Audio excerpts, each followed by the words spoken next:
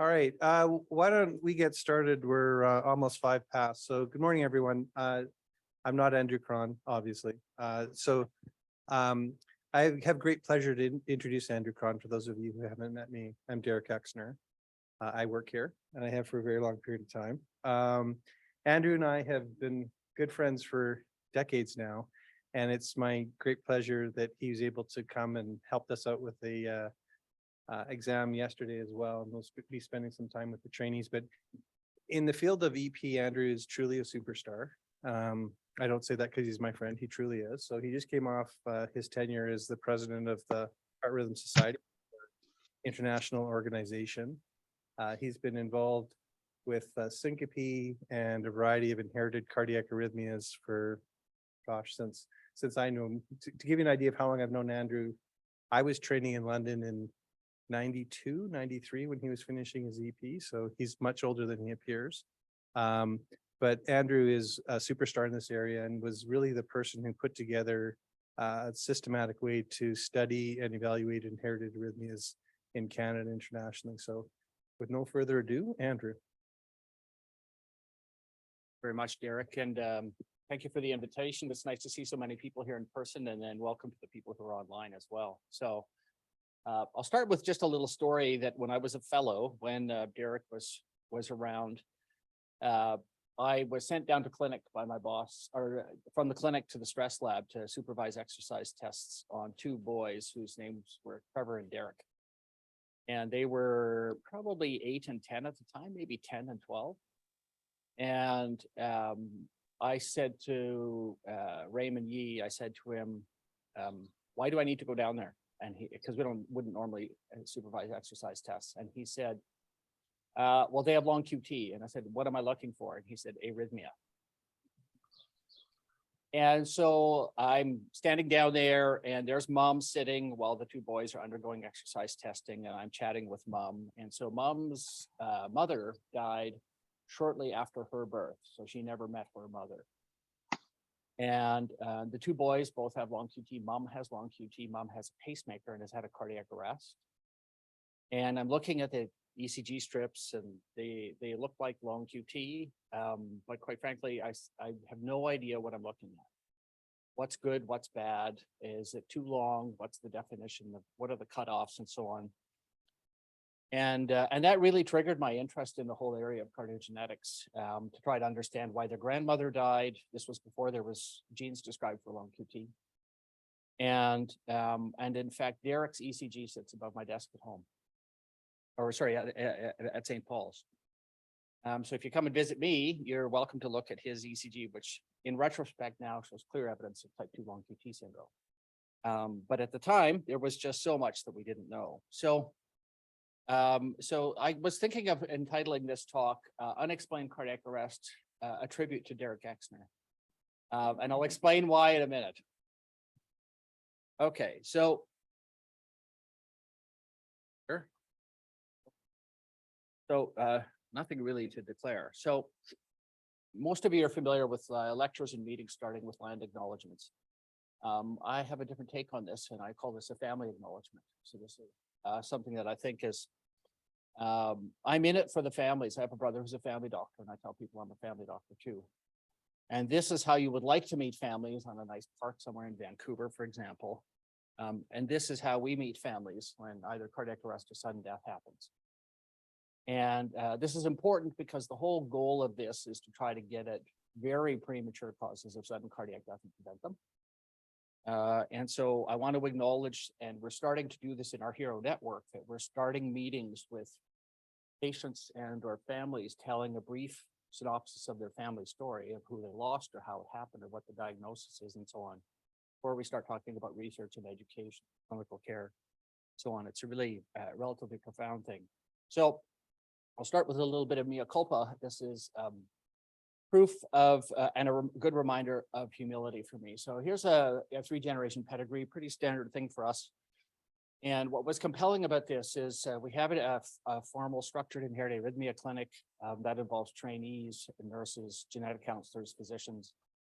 And I'm in clinic, this is before COVID, and we're in a examining room, talking to a patient and their family, and there's a kerfuffle is a good word, outside. There's some noise going on and so on. And I came out of the room because I sort of thought, well, there's some kind of a conflict going on. Maybe our little clinic doesn't have anyone with security nearby. Something's going on. And there was a woman standing there at the check-in desk. And the only way to describe it is hysterical. And 2 days beforehand, her daughter had died suddenly. And she'd been on the internet and said, "This is my son, Devin. The doctor is going to see him today. We are going to do tests. I cannot lose another child." 2 days after the death of her daughter.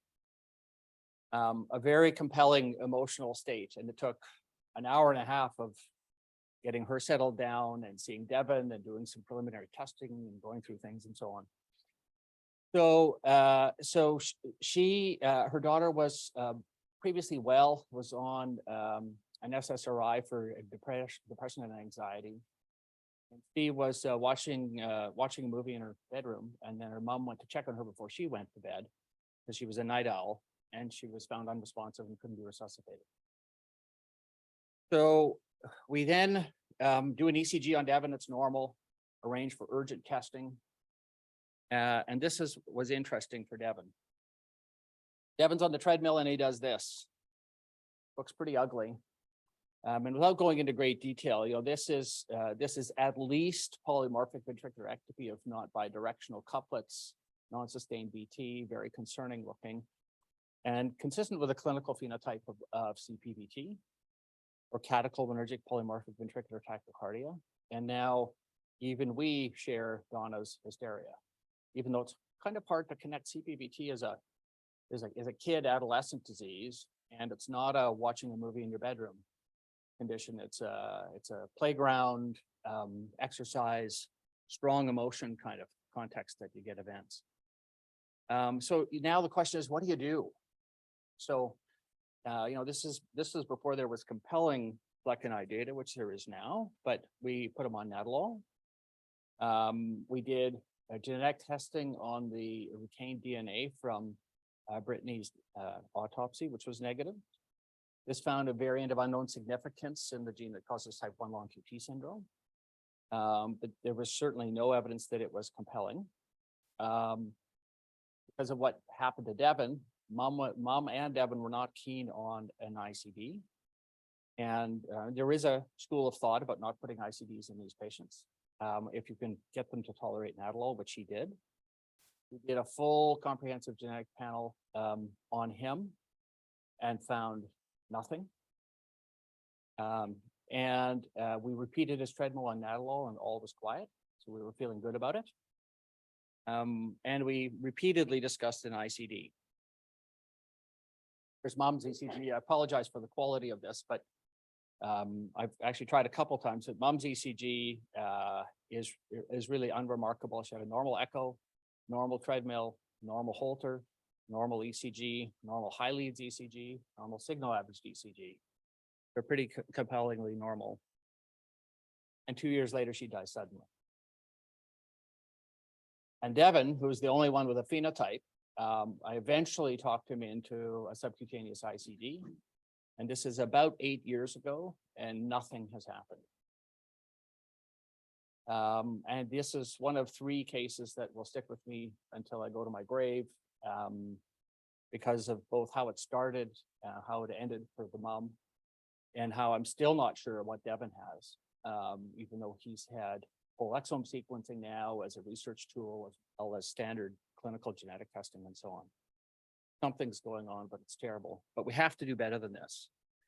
So, one of the goals in this situation is to recognize causes of cardiac arrest and get ahead of them. So a little bit of terminology. So we start off with having a cardiac arrest, and then your choices are to survive or not. Younger people are a little more likely to survive in the sense that they can tolerate downtimes better than older people. And then the next thing that can happen is you do a clinical evaluation. So that clinical evaluation is an autopsy. If you die and if you have a cardiac arrest and you're resuscitated, then you get undergo clinical testing. And the question is, what's the hypothesis after clinical testing? And then does it have a potential genetic explanation for this? So this sort of traditional way that if you find something that looks like Brugada or long QT or something like that, you do a genetic test. But if you don't find something, you typically put in an ICD and send them home. And for most people, when we admit patients after cardiac arrest, the clock is ticking. If they make a good neurologic recovery, we want them out. There's always bed pressure. We don't want prolonged hospitalization. So it's common for patients to be relatively under-investigated while inpatients. And so they sort of turn them over to whoever the local investigator of interest is in this area. And then they undergo testing, including exploring family history and genetic testing and so on. So, and I'll go through this in a bit of detail, but part of that profile of testing is both electrical and mechanical. So we're going after imaging, typically try to do an MRI before you put a device in. Part of the emphasis behind that, we'll talk about some new things, but part of the emphasis of that is even though we have MRI compatible systems, we don't get great images in certain parts of the heart in particular when you have a transvenous device in, and a subcutaneous device right now all but obviates the ability to get, you can scan them, but the pictures are basically useful.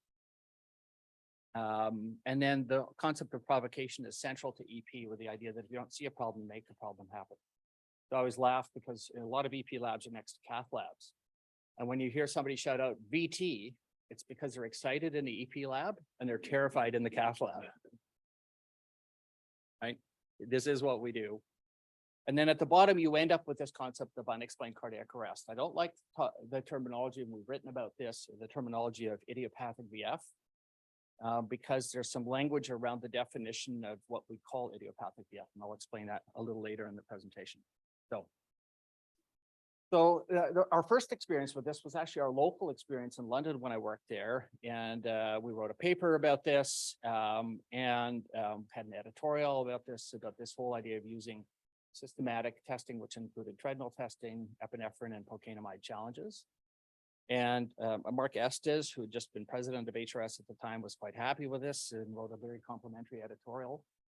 And part of my conversation in this situation with friends, which included Derek, was to say, we need to network this because you can't study rare diseases in a single place unless all the patients in Canada come to your place. So we need to create a collective. And so this started off with 3 friends in Ontario and then 8 friends across Canada. And now we have 24 clinics across the country, very rewarding, both pediatric and adult. So here's Derek on our bike trip. This is, I don't know what, probably 12 years ago. Here's in one of his more pensive moments. And the reason I show this is because Derek actually, after that first paper, and then we started a network, and Derek was the Calgary contact, was he, as you know, he's good with words and he's creative. And so he said, we need an acronym, something catchy, refine, that kind of stuff. So he came up with Cardiac Arrest Survivors with Preserved Ejection Fraction Registry, or CASPR. So if you go to the guidelines or you talk to people and so on, you'll hear lots about this idea. We did the CASPR workup. So that's become kind of entrenched in the clinical evaluation of apparently unexplained cardiac arrest. Thank you, Derek. And this is just a graphical summary of the approach to the cardiac arrest patient after you've excluded coronary disease and overt cardiomyopathy. And so that's the cath and echo phase, which usually happens very, very quickly. So at the top are ECGs to look for basically a clear-cut abnormal substrate, and the second is imaging. And then the third is this whole idea of provocation. So it seems paradoxical that you would do a treadmill test in somebody who had a normal cath, but you should, because you're not trying to provoke coronary ischemic changes, you're trying to provoke arrhythmia, or the repolarization changes that go with long QTs. So the treadmill test is clearly the diagnostic test of choice for long QT and for CP. We thought epinephrine was a great test until we realized that there's a false positive in about 20% of health girls. So we only really do it in patients who can't walk. So we do almost no epinephrine challenges anymore. And then I'll tell you a little bit about genetic testing, but typically the goal is to have targeted genetic testing when you think there's a peanut. So here's our network. So we have, in effect, 4 sites in Alberta. 2 here with the addition of Michael Friedman, who I got a chance to meet in person yesterday, even though we'd connected before, and Krahn, who's scrubbed right now, so he couldn't make it. and a network across Canada, and the potential after this past weekend's annual meeting of the Hearts and Rhythm network that we run, that Newfoundland will join us too. If you have friends or partners in Saskatchewan, I keep reaching out and trying to be nice and offer. There's a genetic counselor who's part of our network, but no physician, even though. Yes, but we've tried before. So anything you can do would be most welcome. And this gives you an idea. So the fundamental basis behind this was the growth of a network with the addition of multidisciplinary clinics and the enrollment of patients with these rare conditions. And so this started off with CIHR funding for a long QT registry and then an ARVC registry. And then the last and very welcome opportunity is to have a foundation grant now through 2027 to study basically familial sudden death, and have moved out of the pure channelopathy area into cardiomyopathies. So we're starting to go beyond ARVC to the whole realm of largely arrhythmogenic cardiomyopathies, but we also now have a parallel study in Hero HCM that you're also a part of. Rafik Tadros in Montreal is the lead on this, so that's not listed in here, but that registry is already enrolled 800. And with that comes a combination of both documents and biobanking. So we request biobanking from all participants, and we have about 35,000 ECGs, process and Holters uploaded online. Started the machine learning aspect of it and now. So very exciting and rewarding. And if you look at unexplained cardiac arrest, this is our last look, but in fact it's changed since this, and we're working on the updated version of this. But what we tell patients is certainly no more than half of patients with an apparently unexplained cardiac arrest will get a diagnosis. And that's because all of the testing is negative, but look at that smattering of things. So about a third of these are genetic conditions.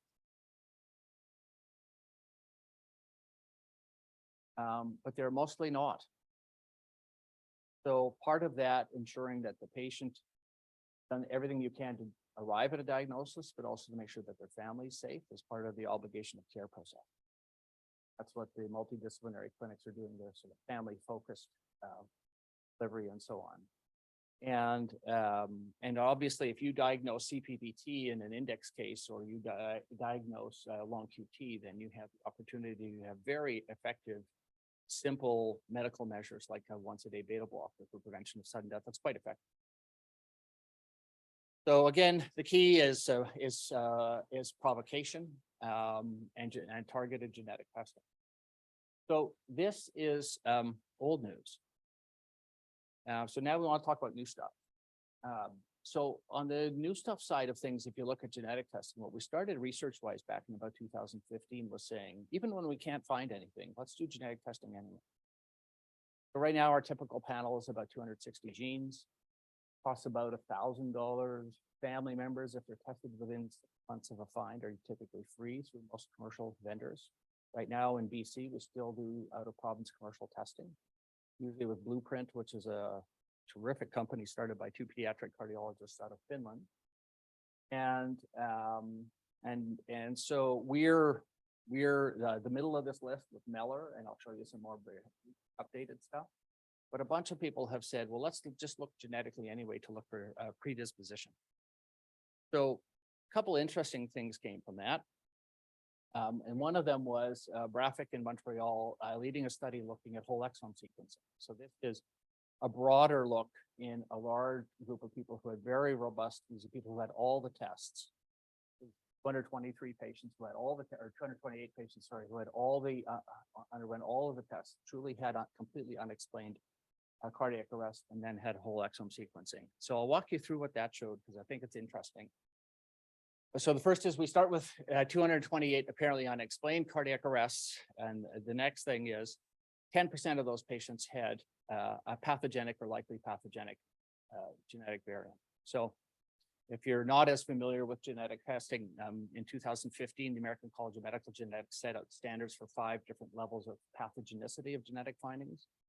And so the ones that are relevant or ones that are likely pathogenic are pathogenic. And that's based on the literature, on in silico, on preservation or conservation across species and so on. And so you have that, so the yield of this is 10%. Okay. So of those, half are channelopathy genes and half are cardiomyopathy genes. Remember, these are patients with normal MRIs and echoes. What would you do if you have a clear-cut pathogenic HCM genetic finding and you had a cardiac arrest, but you don't have imaging evidence? Good question, right? So, we're accustomed to the concept of ARVC, or arrhythmogenic right ventricular cardiomyopathy, where you have an electrical phase before you have a mechanical phase. And so I think what's changed in this area, which we'll talk about a little bit, what's changed in this, every cardiomyopathy has an arrhythmic dose with it. And so the real question across the spectrum of these things is, what's your arrhythmic versus mechanical or contractility dose or proportion? So a good example is ARVC, we know, and in fact, the Newfoundland variant is a good example where there's at least 10 years where the only thing you could ever find is PVCs at sudden death. But after 20 years, you'll eventually get RV dysfunction, and then you get heart failure, and then transplant, and so on. And so that when you have new onset heart failure and you admit the patient to hospital and they're in classical heart failure and you diurese them, they get lots of non-sustained VT on the monitor, and you call EP and EP turns the monitor off, because they're actually very low risk and they need medical therapy, and a lot of them recover. So there's a high mechanical burden and a low arrhythmia burden. And that's why there's arguments whether dilated cardiomyopathy patients really warrant ICDs, because the risk is so low. Whereas the risk in some of these situations, the question is, can you have pre-mechanical cardiac arrest attributed to HCM or non-compaction, et cetera, et cetera. So it's very interesting. And then, of course, the dilemma is, that's kind of intellectually curious, but what do you do when they have a family member with the same variant, which they almost always will? Is that actionable? Does that create surveillance? Do you put loop recorders in these people? So if we go back to the idea of phenotype, about 10% of these people had a compelling phenotype when you work them up and do that provocation testing and so on. And so if you look at the overall yield of genetic testing, what you do is you really fundamentally, after you do genetic screening and full genetics doubles the diagnostic yield to about 20%, where you have a more compelling diagnosis after apparently unexplained cardiac arrest with a normal EKG, normal echo, normal cath. So there is an argument to undertake more comprehensive screening in general, even when you don't have a clinical phenotype. Things that predict a positive genetic test are family history, syncope, and some kind of borderline test. So we'll go through a few more things, but some of this informed a change in the guidelines, where the guidelines now say a 2A recommendation that it's reasonable to undertake a cardiology or cardiac panel, both cardiomyopathy as well as arrhythmia panel. That's new and different, and in fact, the 2013 guidelines said not to do it. Guidelines have changed. So I want to talk about three other things that I think are new things to be aware of as we continue this chipping away at the explanations for unexplained cardiac arrest. So it's at least 10 years ago, Sammy Viskin showed me an EKG like this and said, "Andrew, do you recognize this?" And I said, "Yeah, this is bad." Yeah, and he said, "Have you seen patients with this kind of ECG?" And I said, "Well, the coupling interval of the initiating PVC, there's a third thing, is very short, and I guess I have, but not all that often." I said, "Well, this is idiopathic VF," and we wanted to call this short coupled idiopathic VF. And so so this has a signature or a trademark. These patients have otherwise completely unremarkable findings, including the arresting ECG. No clear evidence of a genetic basis for this, but it's a signature trigger of Hisper-Kingi, very short coupled PVCs that set off non-sustained or sustained polymorphic VT that degenerates to VF. So you have to record it to capture it, if you like. Most of the time, of course, you don't get it the first time, because they come in, they arrest, shock them, they recover, they go home, and then it comes back. So So, the most recent interesting case for me is a woman who at the age of 50 with a history of hypertension has an unexplained cardiac arrest in a normal workup. And about a month ago had storm with 7 shocks after 10 years. Not a single thing, not even non-sustained VT for 10 years, and then storms. So boy, do we have a lot to learn. I have no idea why that happened, but pretty compelling in a signature ECG. And so the irony is what you normally do for cardiac arrest patients, you slow them down with beta blockers and amiodarone and send them to the cath lab and so on, and those make it worse. What I do is speed them up. So this is isoproterenol for short term and quinidine for long term is very effective at reducing this. And I'll show you the evidence for that. So this is our former fellow who's now a superb consultant now in Quebec. And he was very interested in this syndrome, and we looked at our entire experience and so on, and said, what proportion of patients who have apparently unexplained cardiac arrest have this? And the reason this hasn't really bubbled up before is because, of course, you have to follow patients to catch it for the most part. First of all, on the left, a couple things. So on the left, what you see is on the left is the coupling interval. So for people who aren't in the EP realm, this is basically how short the PVC is next to the preceding our QRS complex. And so you can see that you don't need a statistician to realize it's a much shorter than any other first PVC that initiates currents of ventricular fibrillation or cardiac arrest. And when you look at the distribution of this, they're all in the sort of 200 to 300 range for the most part, not entirely, but mostly. And when you look at so we had 24 patients with this out of 360. So that's in the world of rare conditions, that's a relatively big series. So it's almost 7% of patients with unexplained cardiac arrest. If you follow them for an average of 5 years, they'll have short coupled VF. And of course, 80% were not people who stormed initially. So you didn't get a recording at the beginning. They were recorded during follow-up, either with the ICD or with a monitor. And the coupling interval short, 270. And 20% of those patients came in with storm, not just with a shock. And it took almost 3 years, average person. So I wanted to show this just to make the point that if you just look at the rhythm, and I see this all the time when you get called to as an EP and asked, they had Torsade, and I said, show me, it's the usual thing, EP, we want show me the money, show me the details, right? So the key thing is that you get polymorphic VT, or in this situation, like VF. But the context is completely different. The QTs, in fact, if anything, are quite short. They're actually shorter than average, as opposed to an ambient longer than average. Almost all Torsade, first of all, the QT is long, and the second thing, it's pause dependent. Often get ectopy, and then they set up this sort of short, long sequence, and the next PPC initiates. So this is definitely not Torsade. And it's distinctly different. And ICU will call you and tell you it's Torsade, or Emerge will call you and tell you it's Torsade. So don't expect them to learn, even though we're trying. But when you see that, that has a definite signature. And when you look at it, Torsade always has a very late coupled first PVC, opposed to the short coupled variant. So, and when you look at this, so there's a hypothesis that basically everybody who has unexplained cardiac arrest is short coupled VF waiting to happen. So there's 3 populations. It's one and done. Something happened. They had some form of myocarditis or something irritable. Other one.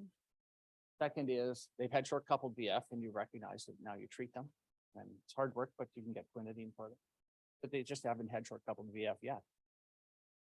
So that's quite different than our mindset of saying we really have no clue. It's more a matter of there's a putative diagnosis, and the question is, will it come back? No.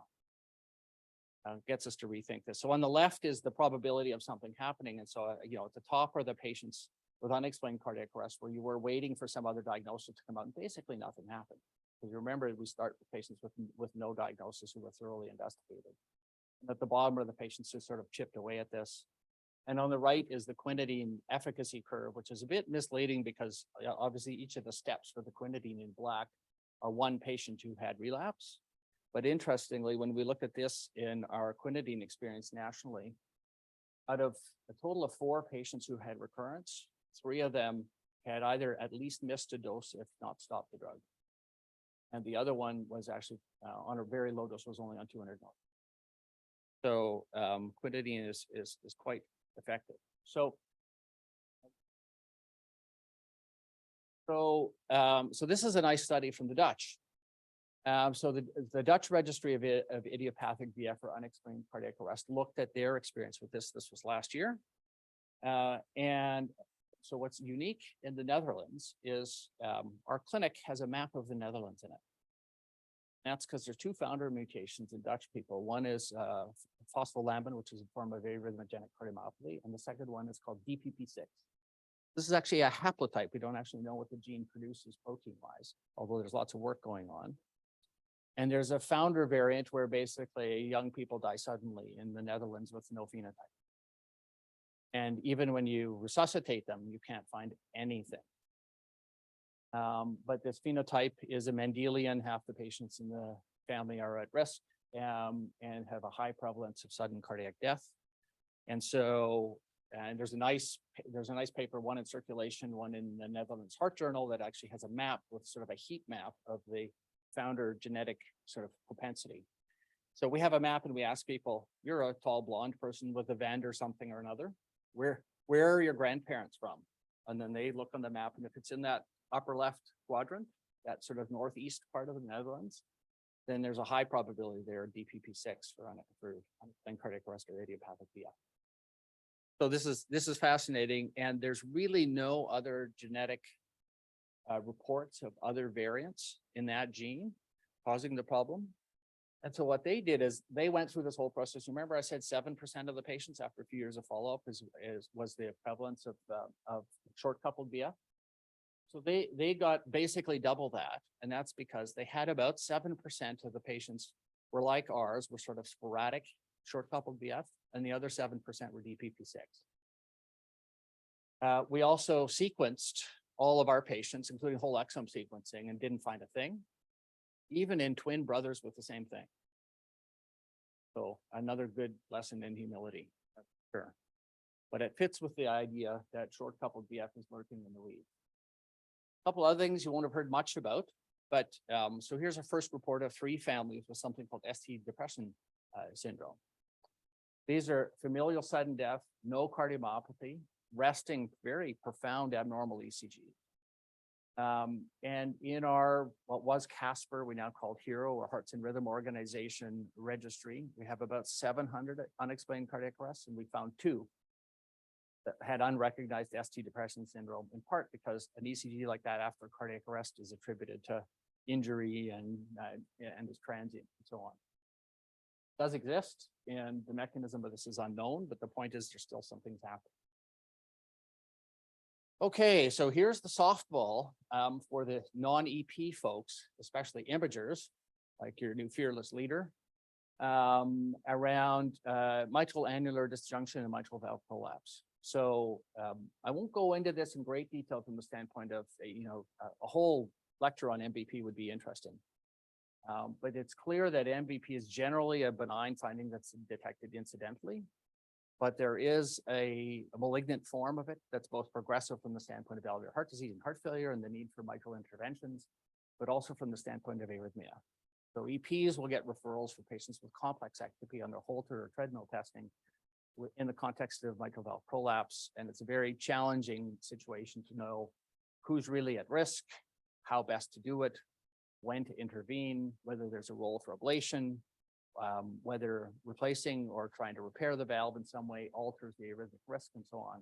So there's a lot lurking in the weeds, as it were. So, so this is a nice, very recent paper in this area of 72 patients who had apparently unexplained cardiac arrest. And they actually found 72 controls who underwent the same systematic investigation, which the key thing was CMR. And the question really was, how prevalent is mitral valve prolapse in this population, and how prevalent is mitral annular disjunction, and how often did they overlap? So if you look at the bottom left here, what you'll see is, so mitral valve prolapse in 8% compared to none in controls. Mitral annular disjunction in 11% compared to 1% in control. And then, of course, you can have MVP without disjunction, and you can have disjunction without MVP. And the point of this is not, a compelling causative role. The point of this is it's grossly overrepresented patients often have fairly significant ambient ventricular ectopy. It's typically complex, so it's scary to look at. And it's really difficult to know what to do. So we looked at this in our registry. So we had a terrific guy who came and did a master's both in Ottawa and in Vancouver.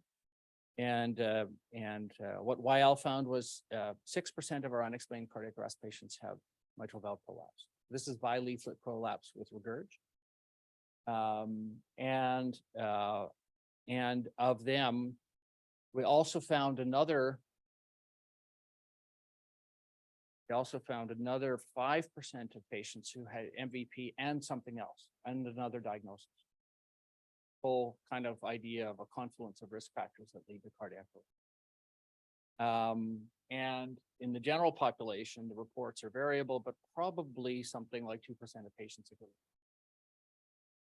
So again, it's a sort of an overrepresented abnormality, and disjunction's a very popular term now to look for carefully with imaging, and so quantitating it and understanding its relevance is an interesting thing. And the four factors that appeared to be predictive of patients who had cardiac arrest were bileaflet prolapse, were disjunction, were frequent ambient PVCs, and patients. Many of these patients had undergone sequencing because of the question about either cardiac arrest or family history. No thread of clear connective tissue abnormalities that typically explain it unless they're grossly marfanoid or something like that. So this was a very sobering report when we asked the question, okay, so some of this is old news. Derek didn't name Casper last year. This was a long time ago. So this is the Paris Resuscitation Consortium, and they looked at the evaluation of patients after cardiac arrest and so on. And they found 12.8% of cardiac arrest survivors were apparently unexplained after cath, echo, and ECG. So it's not that rare a condition when you think about it. So the second thing they found is basically 90% of them didn't get anything close to a proper evaluation. Get family screening, didn't get provocation testing, didn't get genetic testing, and so on. And of course, you know, France has a different health system than we do, but part of the point is that if you don't think thoroughly, patients will be under-investigated, and you'll miss opportunities both to identify diagnosis, make a plan in terms of a shock plan for their ICD, medical therapy to prevent the need for the ICD, and then family screening. That was more than a little discouraging. So I'll leave you with a couple things. So first is a story about George Klein. So many of you will have had some exposure or heard about George Klein over the years. So after that, remember I saw Derek and Trevor when I was a fellow, and then started the clinic. And then the clinic got busier and busier to the point where I couldn't see everybody. And then I did took less time in the EP lab, and then stopped doing ablations because I was very interested in this, wanted to do more. I said to my group in London, I said, I'm overwhelmed, I need another physician to help.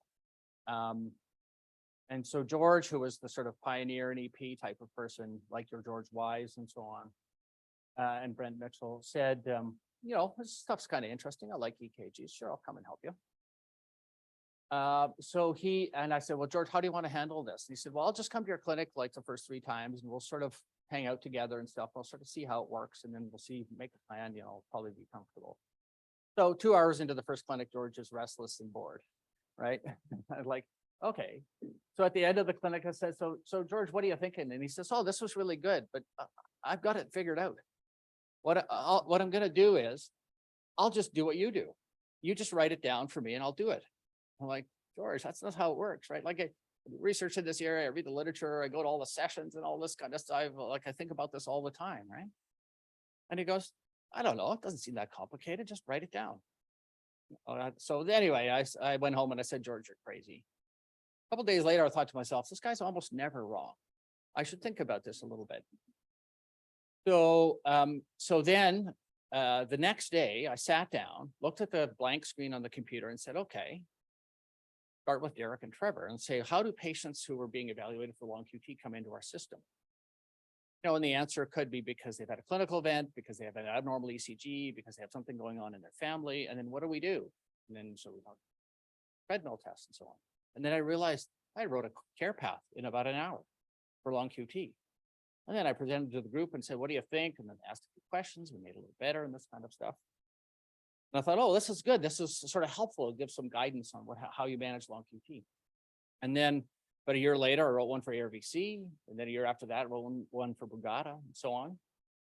And as this was happening, the network was gradually growing and there were more investigators involved for pediatric and adult and so on. And so a couple of years ago, a project taken on by a grad student, I said to this consortium of people involved in HERO, I said, why don't we write this down, help figure this out for people. So this is not guidelines to say, these patients should get Nadolol and not bisoprolol when they have CPVT kind of thing. This is a process of care focus. And part of this is to help clinics get started. And Krahn was telling me he's seeing most of the patients in this situation, but they're sort of blended within his EP practice as opposed to having a dedicated clinic. And a multidisciplinary team-oriented genetics integrated multidisciplinary clinic is something guidelines called for 10 years ago. So I was challenging him, and they're keen to sort of create more structure and system between him and Mike and how the kids and families are managed. Part of this is actually a blueprint for how to create the clinic. And we have a whole toolkit for clinic startup and stuff like that. And we've mentored the birth of clinics like in Winnipeg and a couple in the US and stuff like that. And so this is something that was just published recently in CJCO, and we made it open access because we want the world to be able to do this. And it involves 7 basically care paths for the different kind of conditions that come in cardiogenetics, which includes sudden death, cardiac arrest, long QT, ARVC, CPVT, etc. So by all means, email me and I'm happy to share this, but this is something we're quite happy and proud of. So to close, the key message on unexplained cardiac arrest is, like EPs always do, be obsessed with EKGs and have a good, careful look at all the information you can get from rhythm strips and EKG. Very insightful for mechanism. Provocation is a fundamental thing to try to unmask an abnormality when the cause is latent. We're increasing advocates of genetic testing as long as you have the genetic expertise to handle the noise in the background, because half of us will have a variant of unknown significance in a cardiac gene just based on the scope of testing. And the last is follow the patient and look for clues. Some of that is non-sustained VT, some of that is evidence of early report, and that can be very helpful. So a testament to some of the founders who've been working around here for a while, found these golden oldies. So Bob looking cynical, does that happen? And Carlos, when he was a fellow, because I got to London right at the tail end of Carlos' term there. And so with that, I thank you, and I look forward to answering any questions.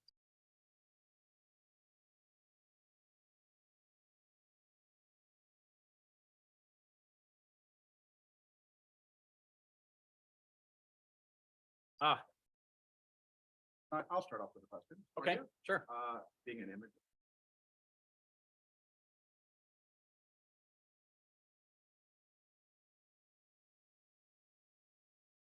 Oh, it's a really good question. So if you didn't hear it for the people online, the question was like LGE, is there a role? How do you see it fitting in? So there's a very nice review coming out in Canadian Journal of Cardiology. There was a nice paper in Circ on the topic of inflammation as part of cycles of cardiac disease, especially in cardiomyopathies that have either heart failure or arrhythmic kind of surges in severity and so on. So I think there's absolutely no question. LGE is very important from trying to understand the immediate context. And the other thing is, what I didn't talk about much is, we're now sensitized with COVID around myocarditis as a potential. Some of these patients are almost undoubtedly under-recognized myocarditis that then resolves, which is why they're one and done.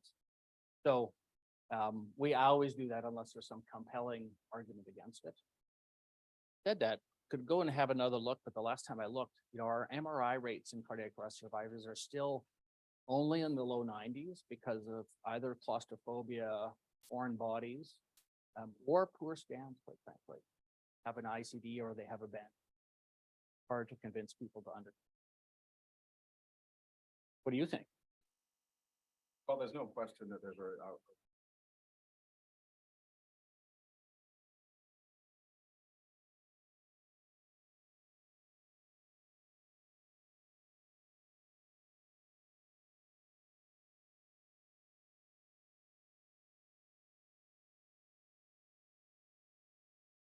Which argues for basically large scale data collection and potentially AI machine learning of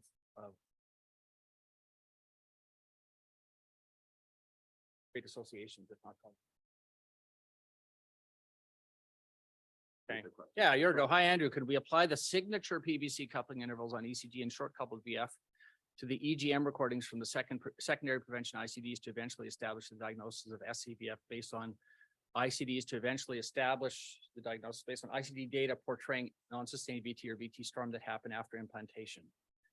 So it's a good question. And I think Yurgo's question, the short answer is yes. The long answer is that an intracardiac signal detection is not necessarily the same as a surface ECG. But they're usually so short that if there's some very small difference in the timing of when it's captured, I don't think that's terribly important. Clearly, if you did a 12 lead and looked in all 12 channels of rhythm, the onset of the QRS isn't the same in all of them. Same kind of concept with an intracardiac.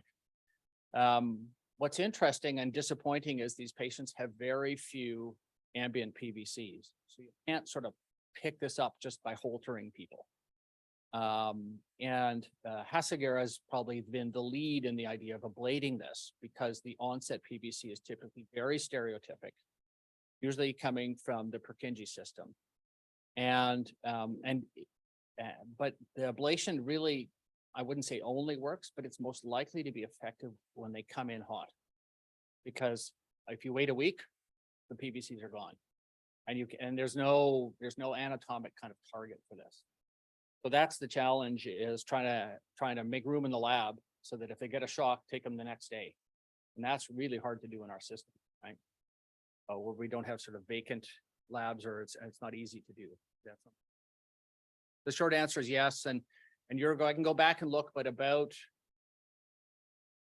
half of the redetected events, or half of the diagnoses were based on ICD detection of short coupled events without any other ECG documentation in patients. And they did very well with quinidine. Sometimes those are the one and done, once only shocks, as opposed to patients who come in often have ongoing rhythms. So Brian says, coronary vasospasmic condition that's possibly under investigation as a cause of SCA.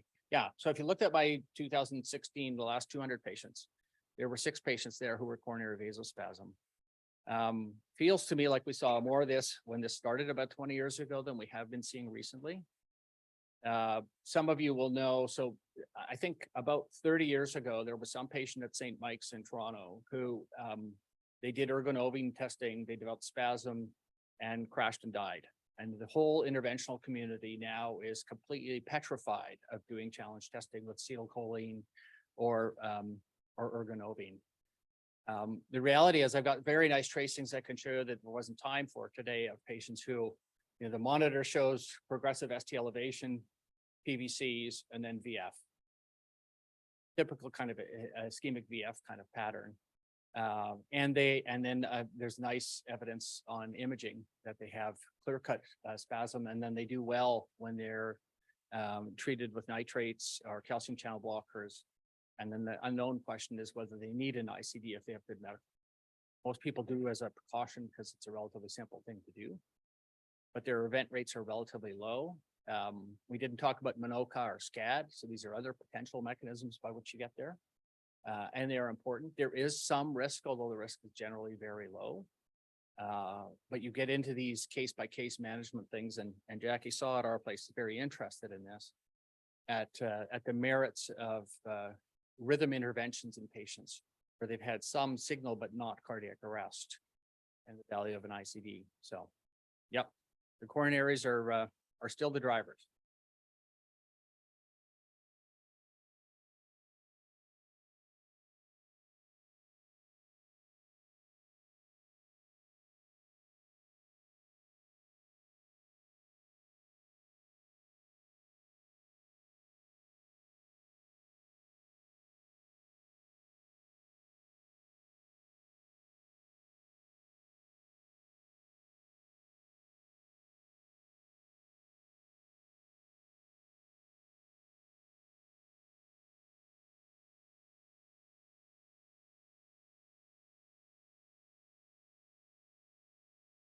And you don't get malaria or restless legs, right? So. I remember asking Sammy Viska that because he's the biggest advocate or champion of that. And he said, no, it doesn't work, but I can't remember why. What I do know is, if you look at Jack EP in 2020, we published the sort of national experience with quinidine. The general approach is, Health Canada has a special access program. And so we've helped a bunch of people with the forms, if you like, to try to get it. It usually takes about 2 weeks to get it. I have a supply in my office I can FedEx to you. Bootleg stuff from Sammy Viskin. Isopril works in the short term. We don't know, but increasing atrial pacing rate if you have a dual is a good idea too. And the problem is right now, it was historically not too bad because that program worked and you eventually get patients on it. And I think AstraZeneca was making it out of Germany and then they stopped manufacturing it. So right now, basically the only manufacturer is Rika Pharmaceuticals in Israel. And the ridiculous thing is Health Canada placed a restriction on it that had to be refrigerated, even though that's not on the packaging in other jurisdictions. So the shipping costs of retaining refrigerated materials is astronomical. So it's about $7 a day for patients. And because it's only accessed through Health Canada, it doesn't have a drug identification number or DIN. So their insurance won't pay for it because it needs to be a listed medication to be reimbursed. A terrible situation. We had somebody who changed residences to move somewhere cheaper in BC, which I can understand. But basically because she couldn't afford her quinidine, she had to move. Terrible. So the recent good news for us, and there's 2 other places in Canada do this, where you can get a pharmacy to compound it. Right now, where there's one pharmacy for BC, we organized for one pharmacy to do all the central acquisition and distribution for BC, because we have 9 patients in BC on quinidine. And they're now, because their shipping costs doubled, they did a quarterly shipment where now they have to cut a check for $10,000 in shipping to bring in their quarterly shipment. So that's triggered their reception to the idea of compounding the drug themselves. But yeah, it's a terrible situation, but we really do try to help.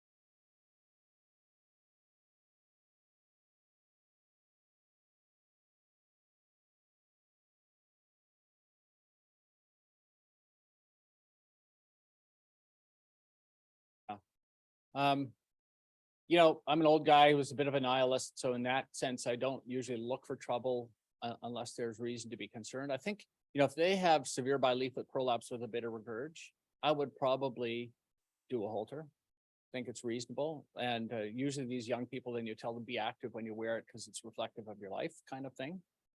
Having said that, if they have no symptoms, I wouldn't normally probe, but they do need to be followed. What we don't know is how often the index event is something life-threatening or not, right? Because palpitations and syncope are pretty common. And of course, they're common in general. And then the question whether it's mechanistically related to the MVP is another good one. This whole idea of sort of risk factors. So our study was interesting, but like the scope of it, it's completely underpowered to say how predictive those risk factors are. But clearly syncope, family history, and complex ectopy, because by the time they see us, there's some rhythm that's making us nervous. But I got a bunch of patients that I lose sleep over who, they're got a patient up in Whitehorse and she has the ugliest, like she should be dead kind of strips and stuff like that. She says, leave me alone. I've tried her on beta blockers. It's a little better, but it's not a lot better, but she still gets like 5 beat runs of polymorphic BT. I'm like, oh crap. Right.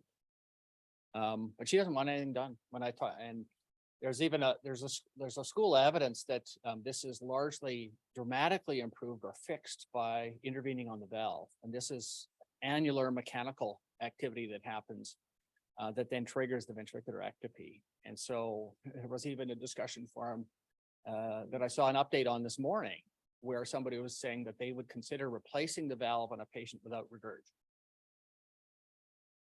But it was that or an ICD. And the strips that were shown in the strip, I get why they were thinking about it.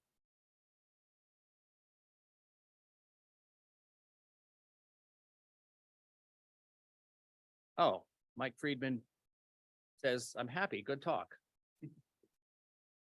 My kind of question. Bob, did you have one more? Oh, that came in after the question about. Oh, there's one above there. Oh, I'm sorry. Oh, yeah. So any tips for learners on distinguishing polymorphic BT from BF on ECGs and strips? I don't mean to be crass, but just wait a little bit. It will declare itself. Polymorphic BT is usually rates under 300 that are relatively coarse and large amplitude. BF is essentially degeneration into very fine, more fine and more high frequency. It's an arbitrary gradient of progression of the rhythm. But polymorphic VT it's an ECG descriptor. BF is an ECG, but it's also a mechanistic explanation. And so I think the key thing that's a common thing on the ECG learning side of things is torsade is polymorphic VT and QT prolongation and relative pause dependence. So when somebody says, oh, look at the torsade, I say, you mean look at the polymorphic VT, and that starts the learning.